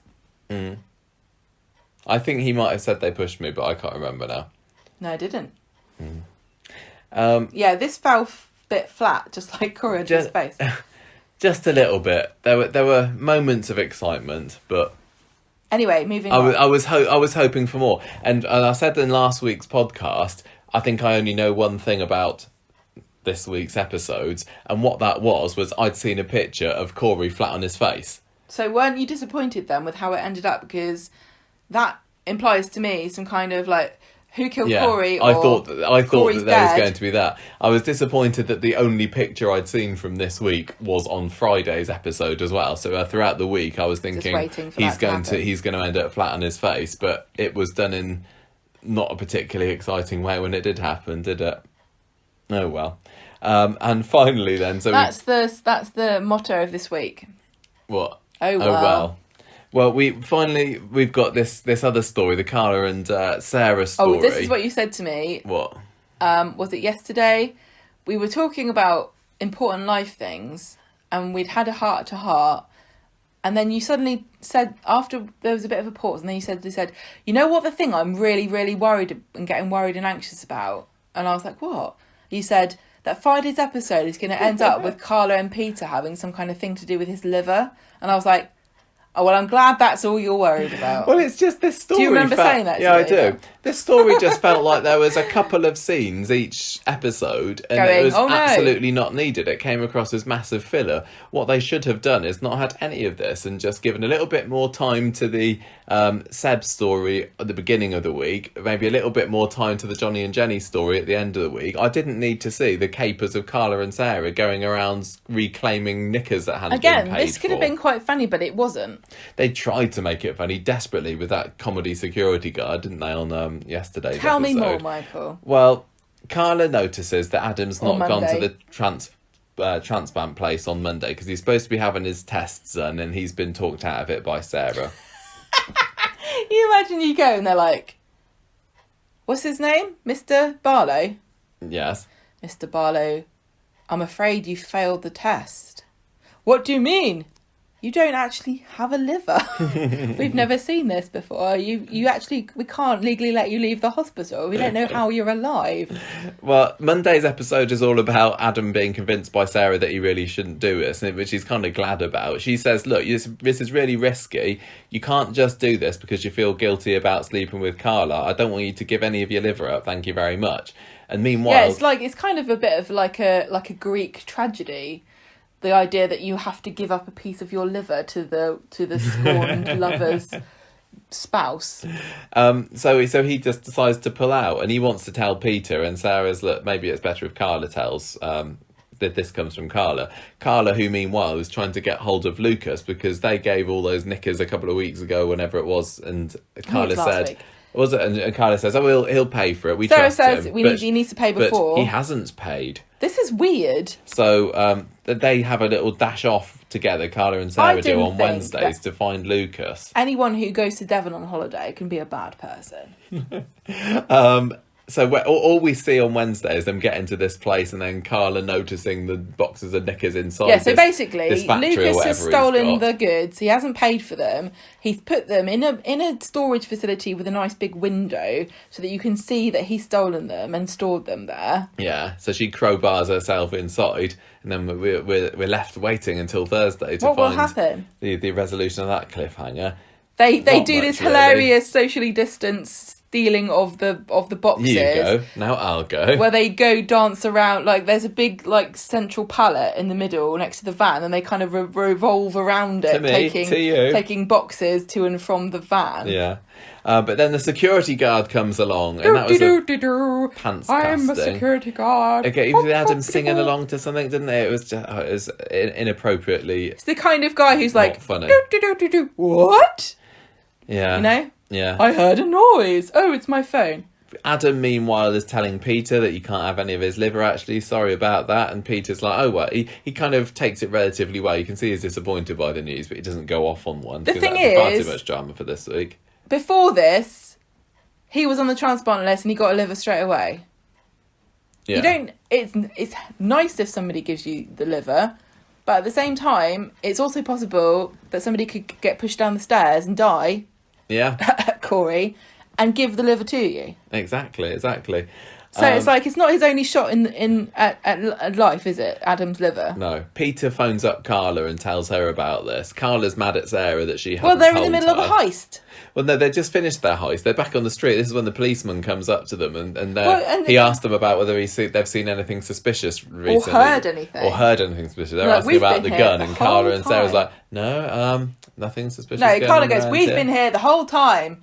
And the policeman says, you didn't hear the gunshot then? And Sarah's like, actually, we were, like, listening to Lady Gaga really loudly. Because, like, she's really, like, I don't know if you've heard of her, but she's quite famous. And, like, we were listening to quite loud. And my favourite one from Lady Gaga, I don't know if it's been released officially, but it's the one that's got gunshots in the soundtrack. So it's like, she goes, la, la, bang, bang, like that. And so maybe we just got confused. Well, it and works the police was like, I'm not even policeman. listening to you. I'm going, you're potty. So this builds up then to a massive argument that plays out on today's episode between Carla and Sarah, which I did think was actually quite good. It's just that they no hold bars ranting at each other. The best fights have a musical interlude, which this one did. Did it? What should we do with the drunken sailor? Oh yeah, who cares, she says. So Sarah calls Peter a middle-aged drunk who's been clinging on to the bar for years. What? This is the first time that anyone said that line about Peter. Oh, I'm sure it's not. She says, Peter's only going to ruin whoever's liver he ends up getting anyway, so there's no way that it should be Adam's. He's not going to treat it properly. You just assume, Carla, that you can snap your fingers and then everyone's going to be queuing up, waiting, at the liver transplant unit to palm off their livers onto Peter. Well, sorry, life doesn't work like that. And then Carla starts ribbing her she about says her quite a night lot with of other Adam. stuff. Like, I need to think about my husband. Yeah, she does. Yeah, Carla says, look, it's not going to be on you. I know it's not going to be on you if Peter dies. And Sarah's like, I know it's not going to be my fault if Peter dies. It's Peter's fault completely. He's brought this on himself. Oh dear. And I will not regret helping Adam to come to the decision that he shouldn't be giving off bits of his liver. And Carla's like, well, I'm not going to regret sleeping with Adam. And then so kind of the tables turn a little bit and the ball's in Carla's court when she's telling Sarah about how Adam was so passionate with her and he was saying, oh, I'm not really that in love with Sarah, blah, blah, blah. And Sarah fires back and says, well, you know what, Peter was mad to leave Leanne, and then when he got with you, he ended up copping off with this barmaid half his age, Tina. And then that's when we got the drunken sailor lines. They have a jolly good argument there. I enjoyed that, but then it didn't really. I think there was maybe one other scene in tonight's episode with that, which is Sarah debriefing Adam about it, and they're just both glad that he's not going to be giving his liver to Peter. Mean. But I kind of think that he probably still will. No, I mean, I don't want to stir the pot here, but there's nothing that I know of that means that Sarah and Carla can't go and have a test to see if they can donate their livers. Oh, yeah. I mean, I assume Carla can't because of her, She's already got 3 kidneys. She's she got can a spare bit a bit going of on liver. inside there. She's got 3 kidneys. She can't give her liver away. Sarah could. I think that they generally. I think Daniel's not going to be a match. So Adam's going to be made to feel a bit more guilty. What do you think is going to happen? I don't know. What did you think of this story? Boring. Where's Lucas? What's going on? Why is Lucas suddenly turned into a villain? Maybe he's passed out dead on the factory floor somewhere. I know, Nobody's maybe noticed. Maybe he's got a liver that's just ripe for the taking, ripe for the harvesting. Maybe he's in the bistro, like he's Al Malone himself. Maybe. And the doctors would be like, well, fantastic, it's already frozen. I don't know. This whole story seemed very, very superfluous. Lucas did really not seem like he was in this programme for like some kind of weird long con where he seduces the factory owner to steal knickers that he then stores in a really easy to break into place with a window. Like, why is he stealing it? It's going to be something going on. How he's going to be like... I don't think he is. I think it's going to be some like kind of misunderstanding. I thought I sent you a check. And she'll be like, you didn't. Oh, I didn't answer my phone because my phone was unplugged. Oh, gosh, now I feel stupid for breaking into your place and stealing everything. So... It kind of like escalated far beyond any reasonable... person, didn't it, when she broke into his factory? But that was kind of this week to a T, really. Things escalating and then de-escalating quite quickly. Yeah. It was an okay week. It should have been. If it hadn't been the post-watershed week, I think I'd have got to the end of this going, oh, that was all right, actually. There's some quite exciting bits that happened in there. Some bits where I was thinking, oh, what's going to happen here? Some nice cliffhangers. But yeah, I at the end of it, I'm just left feeling a bit underwhelmed. Coronation Street's was this week called? What? What's this week supposed to be? Masked Dancer? No, what's the thing supposed to be? What thing supposed to be? What's it normally? Britain's Got Talent. Right, Corrie's Britain's Got Talent week. Supposed to be after 9 o'clock, let's remember. Doesn't make any difference. The equivalent of like Peter Barlow driving up in a Ferrari, smoking a cigarette with a bottle of whiskey and sunglasses, shooting a gun in the air, going, "Get in, bitches, we're going for a ride." And what instead we got was Corey on a tricycle with his safety helmet on, going, "Don't go too fast," and then bumping into the curb and going, fell over. And then along comes Jamie and goes, "Football." That's what it felt like. And then Sharon shoots Jenny in the bum, and we go, "That was quite good." I don't think I've got anything more to say. It was fine. I'm going to give it 3.5 this week because it was an okay week. I'm going to give it 3.5 gay mouse traps, which is a little joke that me and you had between each other because there was a line we that we weren't the only one that heard that. We were. We have other people have said this to us because there was a bit where Gary says, "Do you remember that game mouse trap?" But it sounded like he said, "Do you remember that gay mouse trap?" And I don't know whether it's the mouse trap is gay or whether it's a mouse trap that just traps gay mice. I'm intrigued. Wow, what an interesting conundrum. So fine week. But this also it loses points for not having Jenny and Johnny reunite and say we will never argue ever again. So I'm still a bit gutted about that. What you this week was the victim of hype and what's the word? Prejudice. What's the different word? What do I mean? Expectation. Yeah. It had a weight of expectation on it, and Coronation Street knew that people were expecting something from this week. I know that The Masked Dancer is considerably worse than Britain's Got Talent, but that doesn't mean that the show needs to be to compensate. I like I said, there were some really great bits, and it's really disappointing that there was so much rubbish because, we had some great scenes. Nina and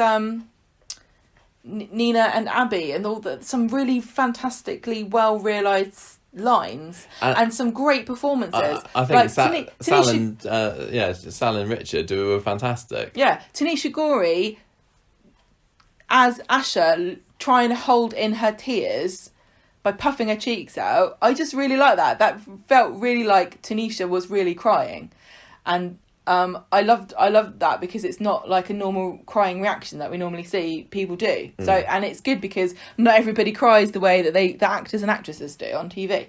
I still really liked Sharon going at it. I kind of like the drama of Gary slumping down the wall, but it's the same thing. When he sprung up again straight after. This is what I'm just about to say. If somebody brings you a pie with a really nice decorative top, you're going to assume that they've put as much effort into the filling as they did to the crust. And then when you cut into it and there's nothing in there, you do have the right to say, this pie is not as good as I thought it was going to be. I do like a nice crust on a pie, though. I wouldn't be too disappointed. I never eat the crust. I know. I'll let you eat the crust. Yeah, Philistine. Crust's the best bit. Do you mean Philistine? That's what I thought you were making a pun about. Oh, let's say I was. So I can't really give this week very high at all. What are you going to give it then? I think I might have to give it 2 biscuit synonyms. 2? Because there's only 2 and it's cookie and dunker. Oh, it wasn't a 2. I'm really down on this week. Oh. I'm feeling negative in general about life. So it was it had missed potential for sure, and I think if you stack it up against the other weeks, and we've just been talking about them for the latest Patreon episode, haven't we? Yeah. If you like put this up against, you know, Victoria Court Fire or whatever, it doesn't feel quite as big. Again, and I'm going to do another really clumsy analogy. Somebody says, "Oh, I'm going to bring you a delicious fillet steak," and then they give you a burger. It could be the best burger in the world, but if you're expecting a steak, you're going to be disappointed. So, 2. Oh, okay. Any character of the week ideas? Difficult, isn't it? Because there were some really great performances. One thing I didn't say was the bit where Jenny and Johnny are having their final argument, and then Jenny shouts at Johnny, and he walks out, and then she kind of like goes, has a little emotional outburst. Yeah. Great. Everyone was great this week, apart from the security guard. But to be honest, he was special in his own unique, in a way that only a really over-involved extra can be on Coronation Street. Yeah. When we used to watch TV Burp, Harry Hill would always do this segment called Stars of Tomorrow Today, where he would kind of poke gentle fun at people that were extras who were a bit too over enthusiastic, or people that were really bad. Yeah. And I think the security guard falls into the I've only got a small bit in this program, but I'm gonna make it my own. So he could have been on Britain's Got Talent. I'm being distracted from thinking who my character of the week is, and I don't know whether. I mean, Abby, Nina, Jenny, Ronnie. It's tough, isn't it? Daisy. It's not going to be those Corey. 2, is it? It's not going to be those. Beardo.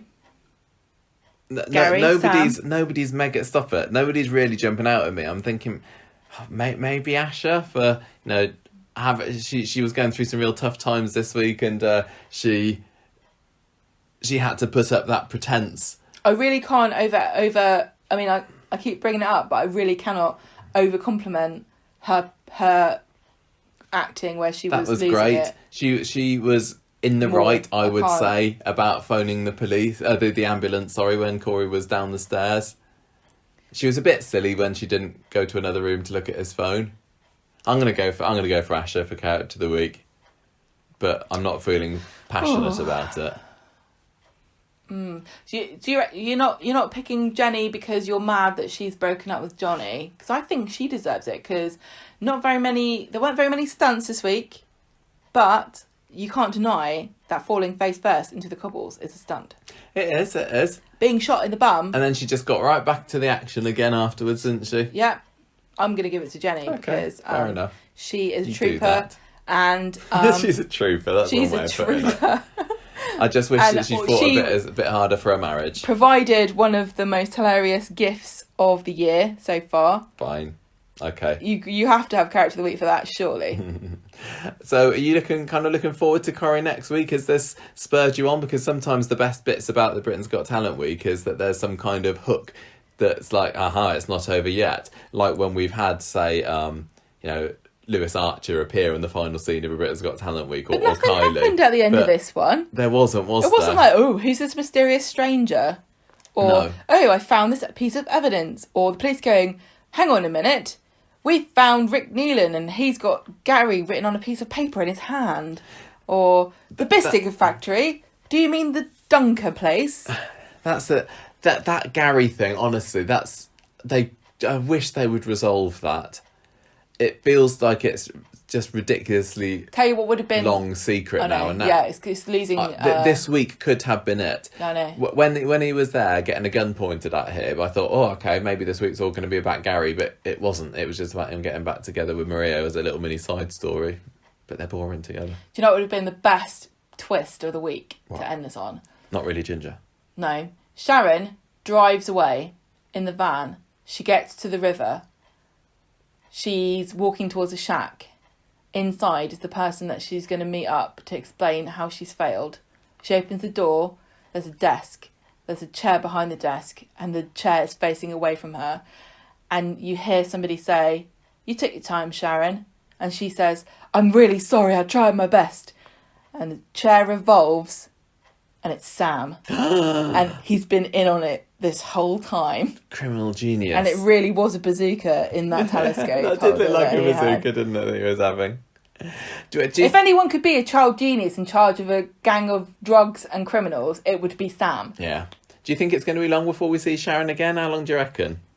Next week? A couple of weeks, tops. 3 weeks' time? Wait for the filming block to come back again? I don't know. I don't really know how it's going to end. What's going to though, happen? because Like, she should just stay away forever now. She's kind of got away with it. There's no real reason why she should return to the scene of the crime. No, what's she going to do? Say, "Sorry, Rita"? Yeah, I mean, the cat's out the bag now, isn't it? A little bit. She's going to have to really work on being actually subtle. And also, the whole thing with, like, Sharon is working with Harvey, who's the drug dealer, and that's the reason why, you know, Leanne and Nick have been in hiding this whole time. It feels like everyone would be talking about this.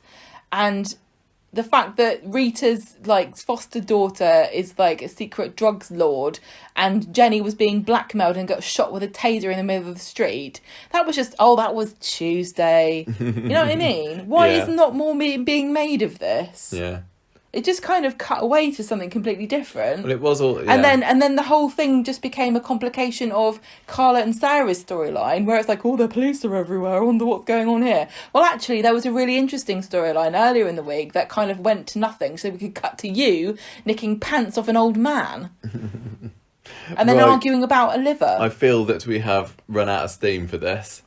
Let's hope that it is a bit better next week. But we'll have lowered expectations, won't we? Because it's not... I Got always Talent enjoy week. things more when I'm not expecting anything of them, unfortunately. I'm that kind of person. Yeah, so I mean, I'm not exactly gagging to watch Monday's episodes.